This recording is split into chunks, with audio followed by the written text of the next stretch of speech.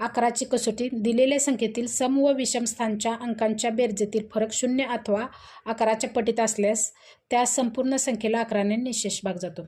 उदाहरणार्थ बघा 79,299 मध्ये. आता विषम स्थानचे अंक कुठले आहेत? 7, 2 आणि 9. यांची बेरीज किती येते बघा? 7 अधिक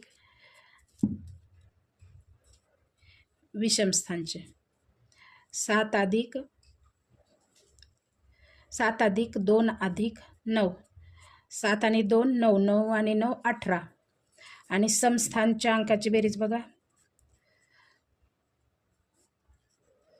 समस्थान 9 आणि 9, 9 अधिक 9, 9 आणि 9 18. यांच्यातील फरक किती येतो? फरक बघा 18 वजा 18 0 येतो. म्हणजेच आता या संपूर्ण संख्येला 11ने निःशेष भाग जातो.